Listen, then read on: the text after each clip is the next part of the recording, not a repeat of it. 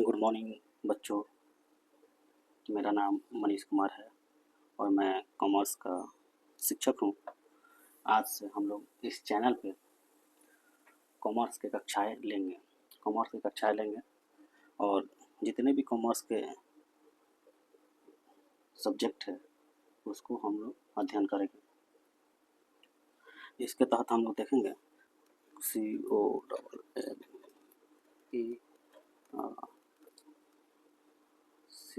COMMERCE commerce, इसे हिंदी में हम लोग वाणिज्य भी कहते हैं। जैसे बच्चे आर्ट्स साइंस पढ़ते हैं इंटर में, उसी तरह ये भी एक प्रकार का संकाय है, स्ट्रीम है कॉमर्स। इसके तहत बच्चे जानकारी के अभाव में कॉमर्स विषय का चयन नहीं कर पाते हैं, क्योंकि बच्चों को कॉमर्स की पढ़ाई हमें बेसिक क्लासेस में नहीं मिलती है। जैसे 5 class 6 class 7 class 8 class 9 class 10 class में। जब बच्चे 11th क्लास में आते हैं तब उन्हें मालूम चलता है कि कॉमर्स भी कोई विषय है। इसलिए बच्चे इस विषय के जानकारी के अभाव में इस विषय को नहीं ले पाते, जबकि कॉमर्स आने वाले युगों में और आने वाली परिस्थितियों में कॉमर्स का बहुत ही इम्पोर्टेंस है, क्योंकि जहाँ पूंजी है, जहाँ पैसा है, वहाँ कॉमर्स की अत्यंत आवश्यकता है। अब बिना कॉमर्स के कोई भी संस्थाएं नहीं चलती है। आप देखे होंगे कोई भी संस्था है जहाँ पैसे के लेन देन होते हैं वहाँ एक अकाउंटेंट होते हैं। चाहे स्कूल हो, चाहे कोई कंपनी हो या कोई संस्था हो, कहीं भी एक अकाउंटेंट की ज़रूरत पड़ती है। तो एक अकाउंटेंट जब होते हैं तो अकाउंटेंट को एक कॉमर्स विषय का, वाणिज्य विषय की जानकारी होनी चाहिए। कॉमर्स के तहत बच्चे हम लोग 3 चीज़ पढ़ते हैं, 3 सब्जेक्ट आता है। एक पहला सब्जेक्ट जो होता है आप लोग सुने होंगे अकाउंटेंसी, ACCO अकाउंटेंसी। इसे लेखा शास्त्र भी कहते हैं, लेखा शास्त्र भी कहते हैं। दूसरा जो मेन सब्जेक्ट होता है इसे BST या बिजनेस स्टडी, इसे व्यवसाय अध्ययन कहते हैं। तीसरा जो सब्जेक्ट होता है इसे EPS या इंटरप्रेन्योरशिप कहते हैं। इसके जगह पे बच्चे 2 चीज़, एक और ऑप्शन का चयन कर सकते हैं, इकोनॉमिक्स सब्जेक्ट का, अर्थशास्त्र का भी चयन कर सकते हैं। EPS जिसे उद्यमिता कहते हैं, उद्यमिता, इकोनॉमिक्स आपका अर्थशास्त्र। ये दोनों जो विषय होता है बच्चे, ये मेन सब्जेक्ट होता है।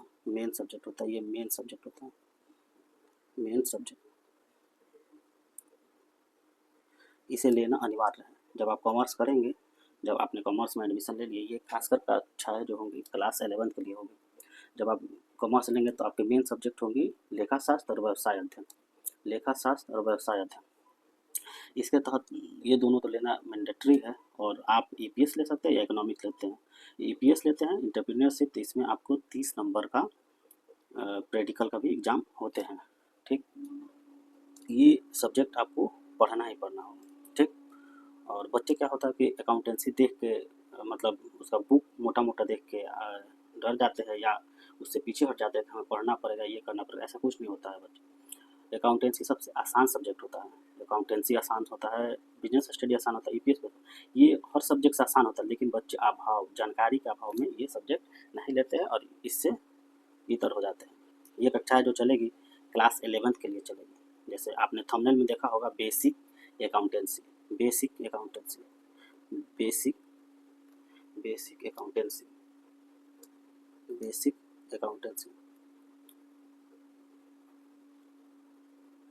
अकाउंटेंसी। हम सामान्य अकाउंटेंसी की जानकारी लेंगे। हम इसमें पहल का सब्जेक्ट लेकर चलेंगे। अगर आप हमारे चैनल पर बने रहेंगे तो हम तीनों सब्जेक्ट का अध्ययन इसी चैनल पर करेंगे, और आपका जो बोर्ड का एग्ज़ाम होगा, एग्ज़ाम से पहले हम ये सब्जेक्ट ख़त्म कर देंगे।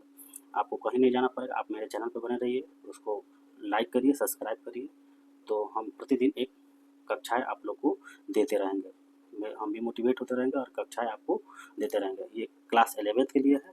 अगर जो बच्चे क्लास 12th भी पढ़ना चाहते हैं तो क्लास 12th के लिए भी कक्षा हम संचालन करेंगे, क्योंकि अभी जो बिहार बोर्ड हुआ, यूपी बोर्ड हुआ, राजस्थान बोर्ड हुआ, जितने भी स्टेट गवर्नमेंट का बोर्ड है वो अभी एडमिशन चालू है और बच्चे क्लास 11th में एडमिशन ले रहे होंगे और ले चुके भी होंगे। सीबीएसई के भी बच्चे एडमिशन ले चुके होंगे। अब उनके सामने ये चुनौती है कि हम इसका अध्ययन कहाँ से लें और सही गाइडलाइंस हमें कहाँ मिले। ये बच्चे के लिए डायलेमा रहता है कि बच्चे पढ़े कहाँ पढ़े। ठीक, तो अगर आप मेरे चैनल पे यूँ ही बने रहेंगे तो लगातार हम इसकी कक्षाएँ लेते रहेंगे। बेसिक अकाउंटेंसी, कोई भी चीज़ पढ़ने से पहले बच्चे हमें जानकारी होनी चाहिए हमें क्या पढ़ना है, क्या नहीं पढ़ना है, ये चीज़ जानना चाहिए। ये चीज़ जानना बहुत इंपॉर्टेंट है। इसीलिए हम एक बात और हम कहेंगे, अगर आप मेरे वीडियो को देख रहे हैं तो आप कॉपी कलम लेकर जरूर बैठे, क्योंकि केवल वीडियो देखने से नहीं, आप उसे नोट डाउन करते रहें। मेरी कक्षाएँ करते रहें और नोट डाउन करते रहें। जब नोट डाउन करते रहिएगा तो आपका एक फेयर तैयार हो जाएगा और एक नोट्स आपका खुद का तैयार हो जाएगा। और नोट्स को आप वीडियो बार देखें या ना देखें, आप उस नोट्स को देखकर आप समझ सकते हैं और पढ़ सकते हैं। तो बात ज़्यादा नहीं करते हुए हम लोग आगे बढ़ते हैं, कक्षाएँ चालू करते हैं और देखते हैं बेसिक अकाउंटेंसी में हम लोग क्या पढ़ेंगे। ये सब्जेक्ट अकाउंटेंसी के तहत हम लोग पढ़ेंगे। बिजनेस स्टडी नहीं, ना ईपीएस, ना इकोनॉमिक्स। बेसिक अकाउंटेंसी में हम लोग देखेंगे कि हमें वाणिज्य के तहत जो लेखा शास्त्र सब्जेक्ट आता है उसमें सिलेबस क्या है। लेखा शास्त्र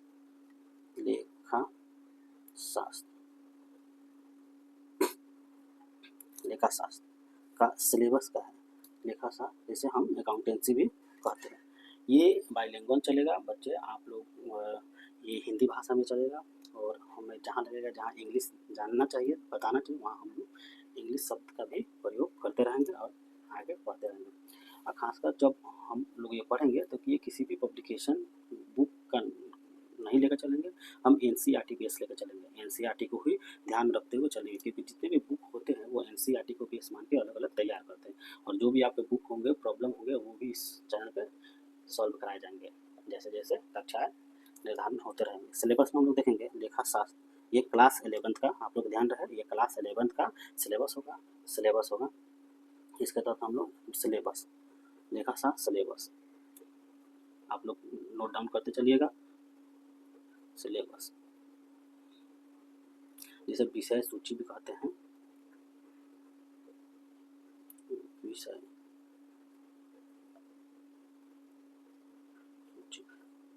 विषय सूची, एक विषय सूची, इसमें दो भाग होते हैं। लेखा शास्त्र के दो भाग होते हैं, इसके दो भाग होते हैं।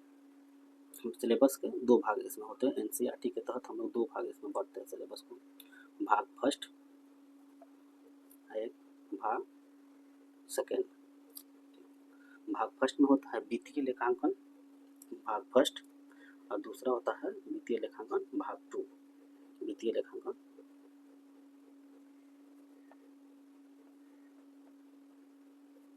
भाग फर्स्ट और वित्तीय लेखांकन भाग 2, फाइनेंशियल अकाउंटिंग। ठीक, अब भाग फर्स्ट लिखेंगे। भाग फर्स्ट में क्या है, वित्तीय लेखांकन,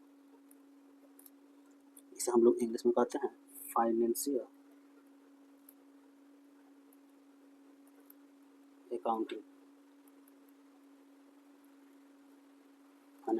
अकाउंटिंग। ये भाग फर्स्ट हुआ। भाग फर्स्ट के तहत सिलेबस जो होगा, फर्स्ट में हम लोग देखेंगे लेसन फर्स्ट। लेसन आपका फर्स्ट जो होगा वो होगा लेखांकन एक परिचय। यही आपका फर्स्ट थंबनेल में लिखे थे, लेखांकन। बेसिक अकाउंटेंसी का मतलब यही हुआ, लेसन फर्स्ट, लेखांकन एक परिचय। लेखांकन एक परिचय। अगर आप लोग को लिखने में दिक्कत होगा तो आप लोग वीडियो चला के उसे स्क्रीनशॉट ले सकते हैं। स्क्रीनशॉट लेके भी आप एक पीडीएफ जनरेट करके आप उससे पढ़ाई कर सकते हैं। अगर आप लोग कंटिन्यू बने रहे तो हम इसका पीडीएफ भी आप लोग को प्रोवाइड करा देंगे। दूसरा का आपका सिलेबस होगा लेसन के तहत आएगा लेखांकन के सैद्धांतिक आधार। लेखांकन के सैद्धांतिक आधार।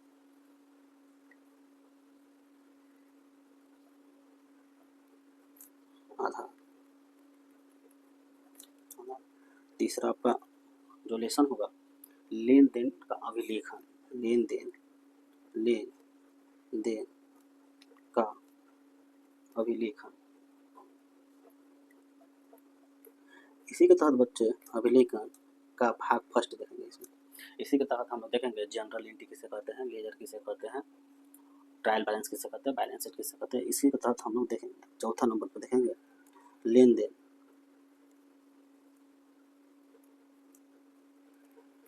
का लेखन भाग 2।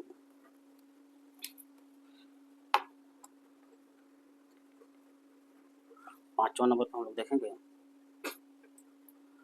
बैंक समाधान विवरण। बैंक समाधान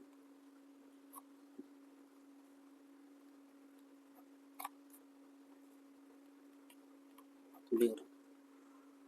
छठा नंबर पर हम लोग देखेंगे ट्रायल बैलेंस, जिसे हम लोग हिंदी में कहते हैं तलपट एवं अशुद्धियों का शोधन।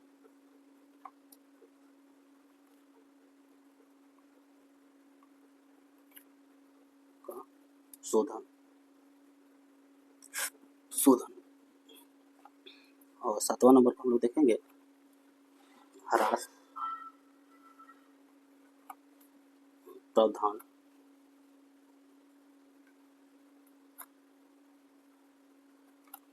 और संचय।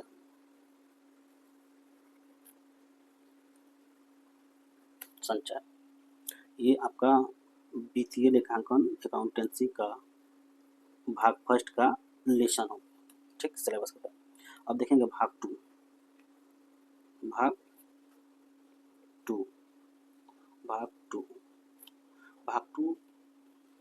में देखते हैं, इसे भी वित्तीय लेखांकन कहते हैं, वित्तीय लेखांकन भाग 2। इसमें देखेंगे वित्तीय विवरण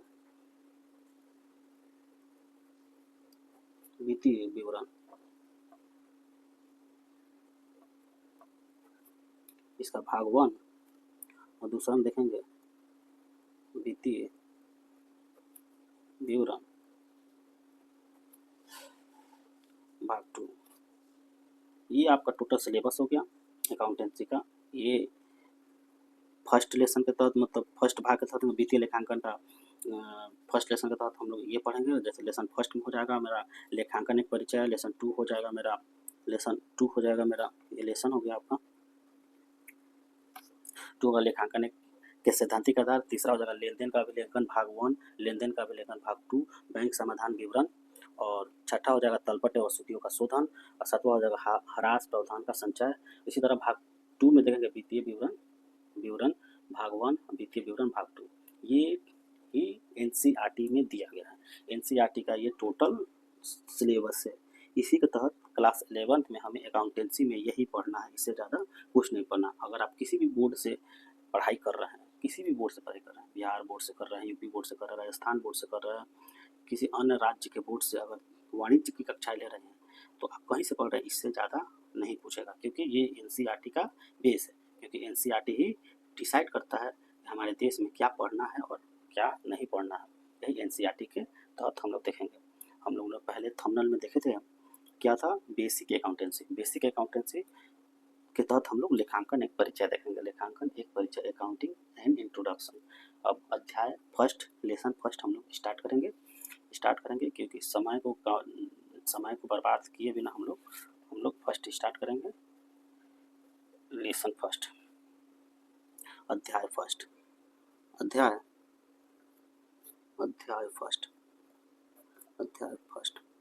यही था आप लोग का अध्याय फर्स्ट, बेसिक अकाउंटेंसी। अध्याय फर्स्ट क्या था, नोट डाउन करते चलेंगे। लेखांकन एक परिचय।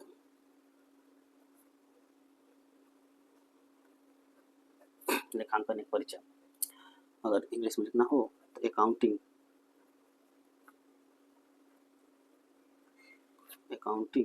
And introduction.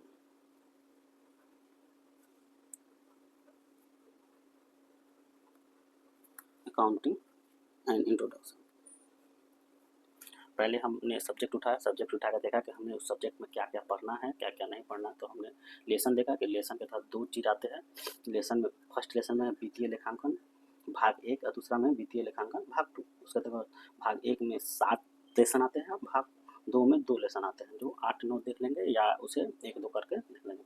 ठीक, तो हम लोग पहला स्टार्ट किए हैं अध्याय फर्स्ट लेसन फर्स्ट, जो भाग 1 का पार्ट है, लेखांकन एक परिचय। तो अगर हम लेखांकन पढ़ना स्टार्ट करते हैं तो लेखांकन का हमें जानना पड़ेगा कि इसका इतिहास क्या है, क्यों हमें पढ़ना है, इसका उत्पत्ति कैसे हुआ और ये क्यों जरूरी हुआ। ठीक, तो लेखांकन एक परिचय के तहत हम लोग जानेंगे कि मानव सभ्यता का विकास होते गया। मानव सभ्यता का विकास धीरे धीरे होता गया, तो व्यापार की भी वृद्धि होती गई। जैसे जैसे हम लोग आदि मानव थे, उसके बाद हम लोग खेती करना सीखे, उसके बाद खेती करने सीखने के साथ साथ हम लोग क्या करें, बटर प्रणाली व्यापार करना स्टार्ट किए। तो व्यापार के साथ साथ अलग अलग देशों के साथ व्यापार करना स्टार्ट किए, और व्यापार के साथ वाणिज्य का भी विकास हुआ, उद्योग का भी विकास हुआ।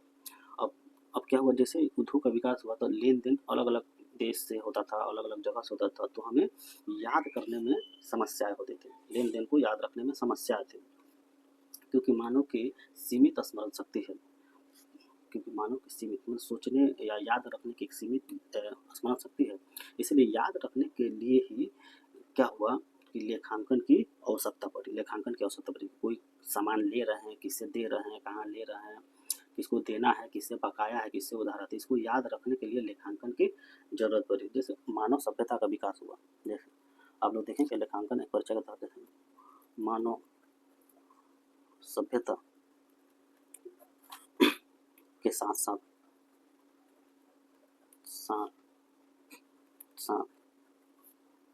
मानव सभ्यता का विकास हुआ, इसके साथ साथ किसका विकास हो रहा है, मानव सभ्यता के साथ साथ किसका विकास हो रहा है, व्यापार का विकास हो रहा है,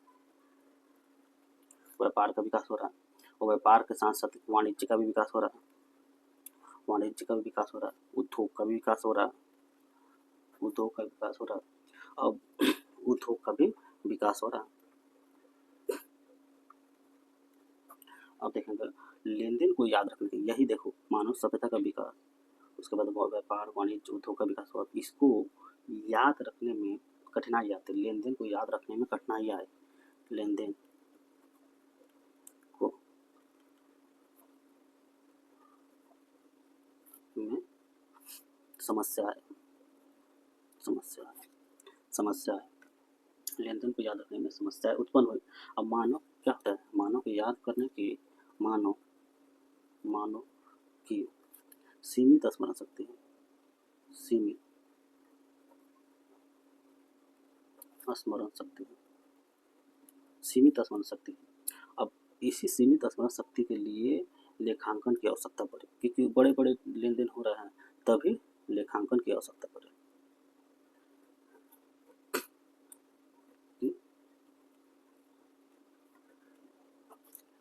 इसीलिए इस सब्जेक्ट का, इस विषय का उदय हुआ। समान रूप से देखें, ये विषय उद्योग से रिलेटेड है, व्यापार से रिलेटेड। देखो मानव सभ्यता का धीरे धीरे विकास हो रहा है, विकास होने के बाद व्यापार का विकास हुआ। जब खेती बाड़ी हम लोग करने लगे, कोई चीज़ उत्पाद करने लगे, तो व्यापार का विकास हुआ, उद्योग का विकास हुआ, वाणिज्य का विकास हुआ। तो लेन देन को याद रखने में समस्या उत्पन्न होगी। लेन देन, अगर मान लीजिए कि हम 1-2 आदमी से लेन देन कर रहे हैं, तो उसको याद रख सकते हैं कि इनसे लेना है, इनको देना है, ठीक। लेकिन वही हम 500 आदमी के साथ लेन देन करेंगे तो हम याद नहीं रख सकते, इसीलिए याद करने में समस्या है। तो मानव की सीमित स्मरण शक्ति होने के कारण लेखांकन की आवश्यकता पड़ी कि उसे हम लिखें, किससे लिए, किससे दिए। इसीलिए अकाउंटेंसी सब्जेक्ट या विषय की आवश्यकता पड़ी।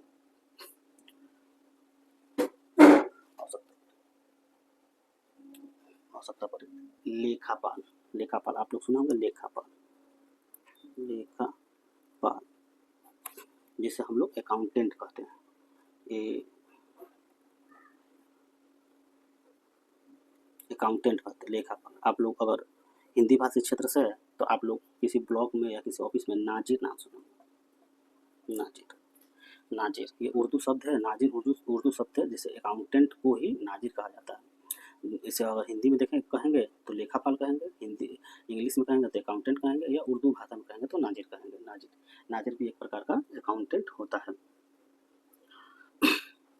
लेखांकन का इतिहास और विकास। हम लोग इसके तहत देखेंगे लेखांकन का, नोट डाउन करेंगे, लिखेंगे का इतिहास एवं विकास, लेखांकन का इतिहास एवं विकास। थोड़ा सब्जेक्ट आप लोग को शुरू में बोरिंग लगेगा, लेकिन जैसे जैसे हम लोग प्रॉब्लम सॉल्विंग पे आएंगे ये चैप्टर आपको थोड़ा सा बोरिंग लगेगा। जैसे हम लोग आगे जनरल एंट्री करना जाएंगे, प्रॉब्लम सॉल्विंग करना जाएंगे, तो आप लोग को और अच्छा लगने लगा। इतिहास से विकास में हम लोग देखेंगे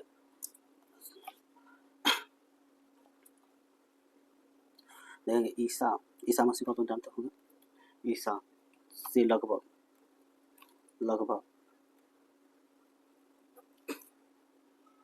4000 वर्ष पूर्व 4000 वर्ष पूर्व बेबीलोनिया, एक जगह का नाम है, वह बेबीलोनिया,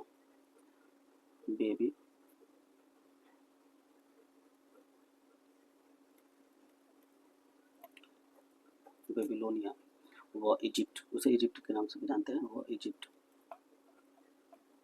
बेबीलोनिया और इजिप्ट में लेखांकन का कार्य, यही बेबीलोनिया। अगर कोई पूछे कि लेखांकन का कार्य कहाँ से प्रारंभ हुआ, तो आप लोग बोलेंगे ईसा से लगभग 4000 वर्ष पूर्व बेबीलोनिया व इजिप्ट में लेखांकन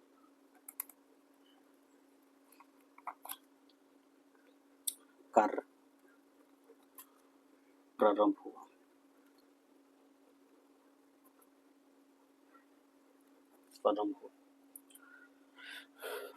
ये सर्वप्रथम का समय था ईसा से लगभग 4000 वर्ष पूर्व, ईसा मसीह की भी समय से 4000 वर्ष पूर्व बेबीलोनिया और इजिप्ट में लेखांकन का कार्य प्रारंभ हुआ। और उसके बाद हम लोग इसका साक्ष्य देखते हैं कि ग्रीस में लेखांकन देखते हैं। ग्रीस में लेखांकन, ग्रीस देश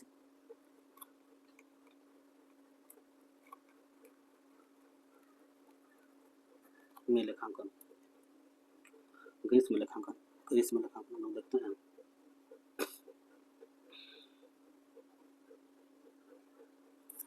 ग्रीस में कुछ साक्ष्य मिलते हैं। ग्रीस में लेखांकन के साक्ष्य क्या मिलते हैं? आय का आवंटन, मतलब आय का आवंटन कैसे किया जाए। ग्रीस के लेखांकन के तहत देखें कुल प्राप्तियां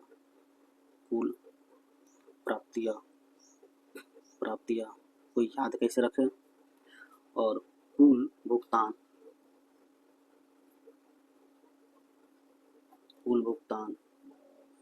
भुगतानों एवं सरकारी वित्तीय लेन देन एवं सरकारी वित्तीय लेन देन हेतु। ग्रीस में इसका साक्ष्य मिला कि आय का आवंटन कैसे किया जाए, कुल प्राप्तियां, कुल भुगतानों एवं सरकारी वित्तीय लेन देन हेतु। उसके बाद ग्रीस में देखा गया, उसके बाद हम लोग पेज चेंज करेंगे।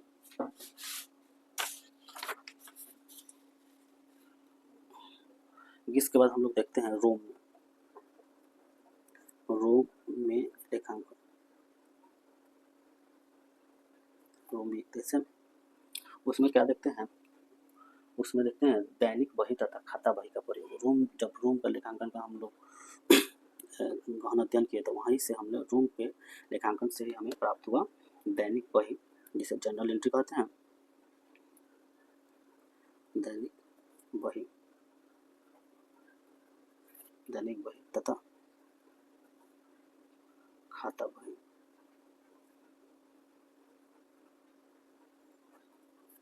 का प्रयोग। रोम के लेखांकन से हम लोग दैनिक बही, जिसे जनरल एंट्री कहते हैं, खाता बही जिसे लेजर कहते हैं। आगे की कक्षा में हम लोग पढ़ेंगे। अब देखिए, अब चीन में साक्ष्य मिले, रोम के लेखांकन से हमें ये चीज मिले, दैनिक बही तथा खाता बही का प्रयोग होना स्टार्ट हो गया था। अब चीन में लगभग 2000 ईसा पूर्व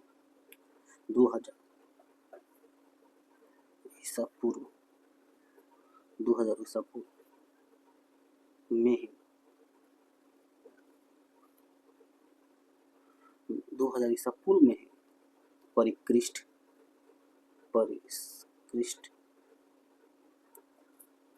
राजकीय लेखांकन का प्रयोग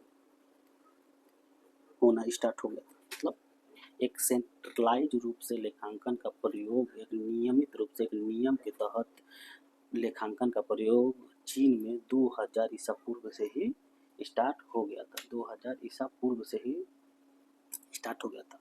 अब भारत में लेखांकन, सबसे इम्पोर्टेंट चीज़ है भारत में लेखांकन का उदय।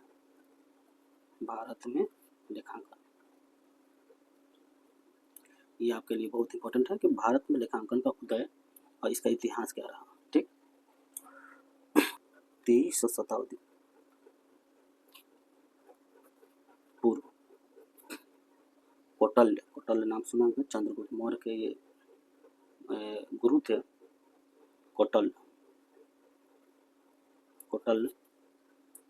के साथ माना जाता है। आप लोग नोट डाउन करते चलेंगे। 23वीं शताब्दी से कौटिल्य के साथ माना जाता है भारत में लेखांकन का उदय। इनका एक किताब था, कौटिल्य का एक किताब था अर्थशास्त्र। इसी किताब में, इसी बुक में, इनका किताब था अर्थशास्त्र। इसी बुक में सर्वप्रथम लेखांकन का प्रयोग किए थे। सर्वप्रथम इन्होंने लेखांकन का प्रयोग किए थे। अब ये जाना जरूरी है, नोट डाउन करके लिखेंगे कि लेखांकन का जनक किसे माना जाता है। लेखांकन, अकाउंटेंसी का जनक, अकाउंटेंसी का जनक या अकाउंटेंसी का पिता किसे कहते हैं, या लेखांकन का जनक, अगर आप लोग को मालूम है तो आप लोग कमेंट बॉक्स में कमेंट करके बताएंगे। लेखांकन का जनक लुका पैसियोली को माना जाता है।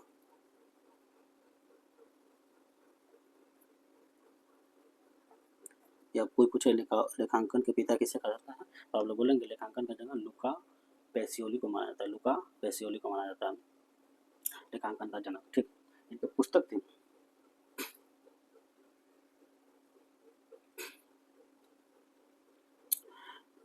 लुकास पैसियोली को माना जाता है। इनकी एक पुस्तक थी, पुस्तक अंकगणित व रेखागणित। अंकगणित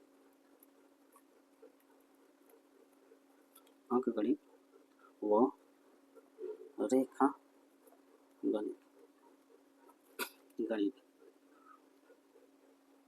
गणित पुनरावलोकन।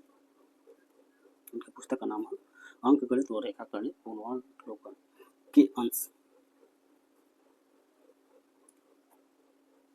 ये जो उनका पुस्तक था अंकगणित व रेखा गणित पूर्वावलोकन, ये लैटिन भाषा में था। किस भाषा में था? ये लैटिन भाषा में। भाषा इसका क्या था? यह लैटिन भाषा में लिखा था। किस भाषा में लिखा गया था? लैटिन भाषा में था। यह बुक इनका किस भाषा में था? कोई पूछे कि अंकगणित व रेखा गणित पूर्वावलोकन किसकी किताब है, तो लुकास पैसियोली। ये किस भाषा में लिखा गया था? लैटिन भाषा में लिखा गया था। और ये जो थे, ये इटली देश है। इटली में वेनिस नगर के, ये इटली के थे। इटली में कहाँ है? वेनिस, एक जगह है वेनिस नगर के क्या थे? वेनिस नगर के ये गणितज्ञ थे। और कोई पूछे कि लुकास पैसियोली क्या थे? ये इटली के वेनिस नगर के एक गणितज्ञ थे। इन्होंने सन 1494 में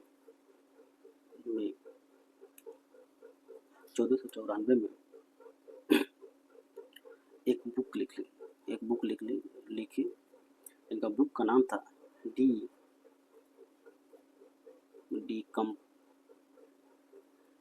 कंपसेट स्क्रिप्चर।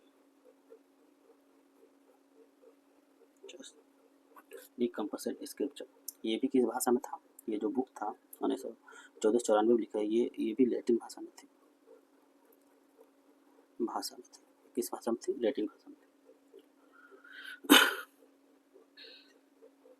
इसे अंग्रेजी, ये भी लैटिन भाषा, इस बुक को इसे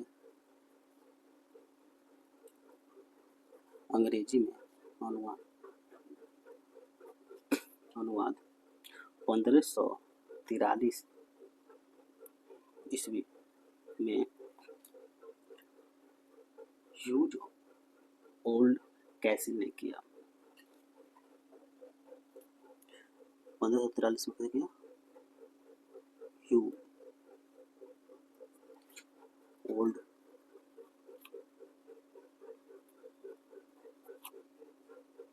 कैसिल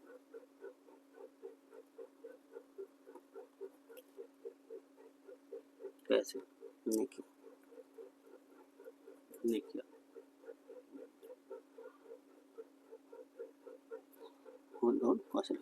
हमने लेखांकन के जनक के बारे में, इनका एक बुक आया जो 1494 डी कंपसेट स्क्रिप्चर, ये भी लैटिन भाषा में थी और इसे अंग्रेजी भाषा में अनुवाद 1543 ईस्वी में ह्यूज ओल्ड कैसिल ने किया। एक और चीज़ हम लोग स्टार्ट करके लिख लेंगे, क्योंकि 1795 ईस्वी में लेखांकन की अंग्रेजी प्रणाली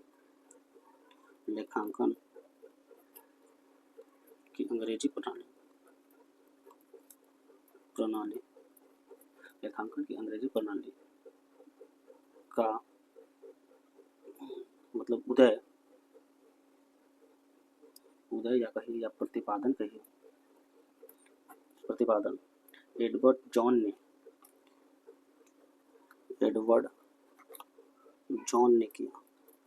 ने किया और इसका एक बुक था द इंग्लिश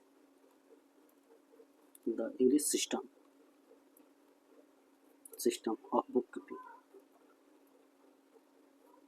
कीपिंग।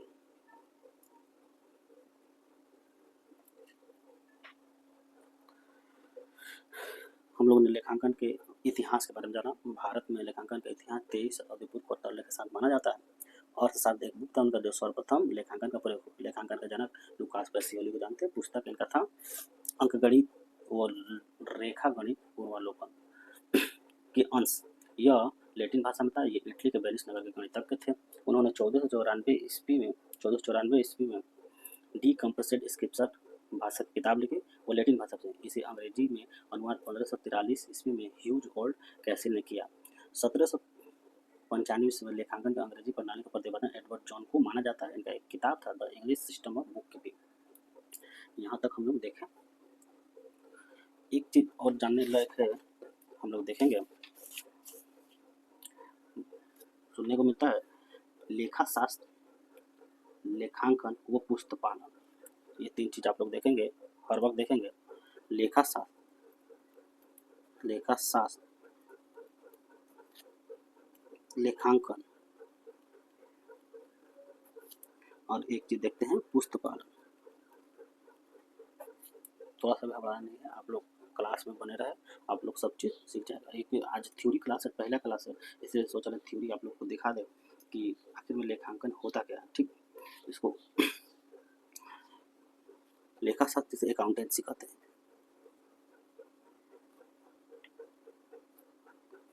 लेखांकन जिसे अकाउंटिंग कहते हैं।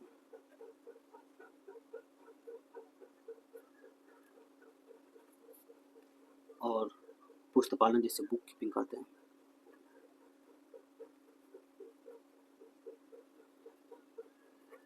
तीनों में क्या संबंध है? सबसे जो बृहद रूप होता है, देखो ये एक हो गया, जो सबसे बृहद रूप होता है वो लेखा शास्त्र होता है, शास्त्र। उसके बाद आता है अकाउंटिंग, जैसे ये अकाउंटेंसी, इसके अंतर्गत सब आता है अकाउंटिंग, लेखांकन, और ये जो सबसे अंतिम वाला भाग होता है, इसी के तहत आता है पुस्तपालन, जैसे बुक कीपिंग कहते हैं।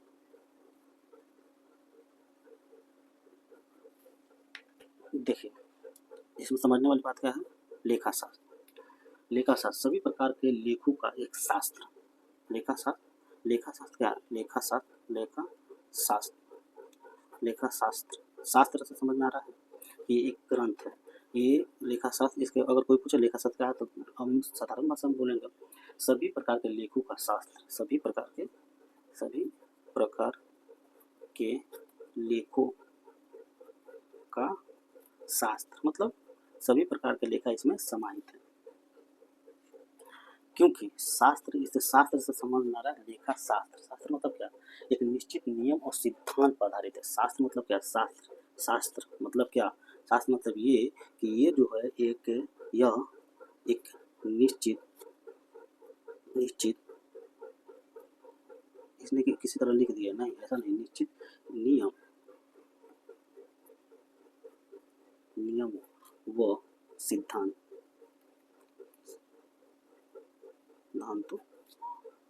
पर आधारित है। सिद्धांतों पर आधारित है या निर्भर है। क्योंकि जो भी कार्य होंगे एक निश्चित नियम से होंगे। शास्त्र का पता निश्चित नियम, इसलिए कि हम कहीं भी कुछ भी लिखें, इसको हम अगर लेखाशास्त्र का परिभाषा लिखना हो तो लिख सकते हैं कि ऐसे शास्त्र जिसमें सभी प्रकार के लेखे रखे जाते हैं, जिसके एक निश्चित नियम और सिद्धांत होते हैं, लेखाशास्त्र कहते हैं। अगर लेखांकन और बुक कीपिंग क्या होता है, यहाँ पर दोनों को अंतर देख लेंगे। लेखांकन और पुस्तपालन।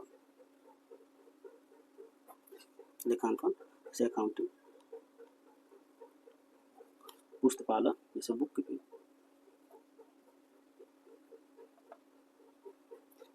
इसके तरफ देखेंगे लेखांकन और बुक कीपिंग। यह देखना पुस्तपालन और लेखांकन। लेखाशास्त्र के प्रथम यही जो लेखांकन होता है, इसमें अगर लिखना हो तो लिख सकते हैं लेखाशास्त्र। यह जो होता है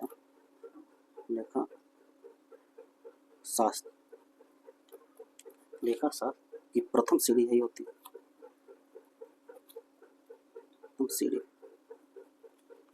लेखाशास्त्र की प्रथम सीढ़ी यही होती है, क्योंकि ये जो होता है इसमें जो नियम और सिद्धांत का प्रयोग होते हैं, ये प्रथम सीढ़ी होता है। इसे साधारण पढ़ा लिखा आदमी भी, पढ़ा लिखा व्यक्ति यह कार्य कर सकता है। ऐसे भी आप लोग देखे होंगे अकाउंटेंसी का अकाउंट का जो काम होता है, एक जो प्रथम सीढ़ी होती है लेखांकन के अकाउंटिंग में, आप देखेंगे कोई भी व्यक्ति एक क्लर्क भी क्या करता है, अकाउंटिंग का प्रथम मतलब अकाउंटिंग का काम कर लेता है, क्योंकि उसमें केवल जोड़ घटाव करना, एक निश्चित नियम उसमें नहीं होते हैं। कितना किसको लिए, कितना किसको दिए, ये थोड़ा बहुत लिख के याद करना होता है। इसके साथ आते हैं जनरल व खाता बही। ये साधारण व्यक्ति भी समझ सकता है। जनरल एंट्री कोई भी समझ सकता है, खाता बही लेजर कोई भी समझ सकता है, क्योंकि ये मतलब ये लेखांकन की प्रथम सीढ़ी होती है। ज़्यादा कुछ टेक्निकल चीज़ इसमें नहीं होती है। हम लोग पढ़ेंगे और उसमें समझेंगे और देखेंगे उसमें क्या बुक कीपिंग। लेखाशास्त्र की ये दूसरी श्रेणी होती है।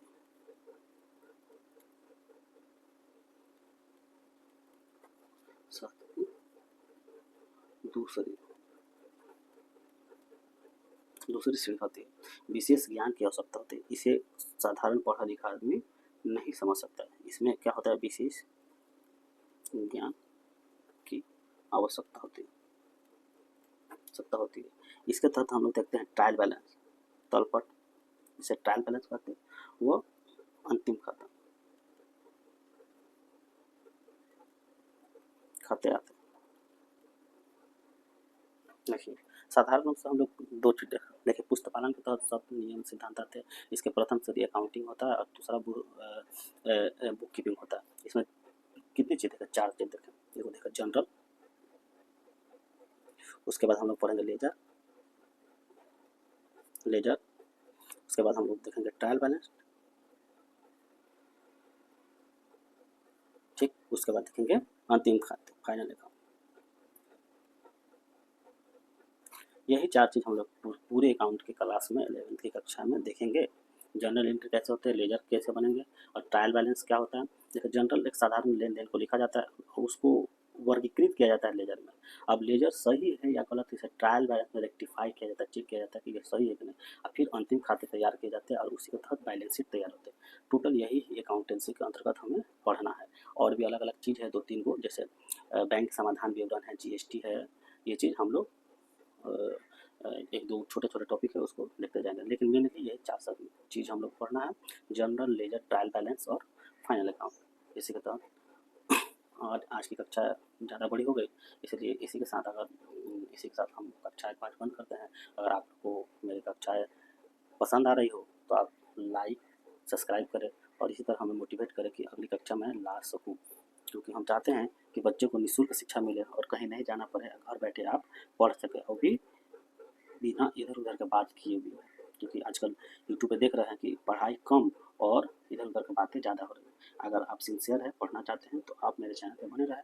हम आपको पूरे चैप्टर का ज्ञान आपको देंगे, और हम लगातार एक से दो से 3 वीडियो को देते रहेंगे, जिससे आपको पढ़ने में आसानी होगी। ये रहा एक बेसिक अकाउंटेंसी का क्लास।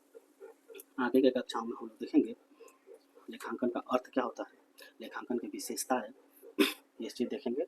1-2 कक्षा जो होगी थ्योरेटिकल चलेगी, नहीं तो उसके बाद हम लोग जनरल एंट्री पे चले जाएंगे। थैंक यू सब किसी को।